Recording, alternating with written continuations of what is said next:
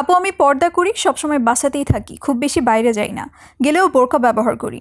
আমার বয়স 19 বছর। আমার কি সানস্ক্রিন ব্যবহার করতে হবে? আর কোন ফেস ওয়াশ ও ময়শ্চারাইজার আমার জন্য ভালো হবে? আমার কম্বিনেশন স্কিন।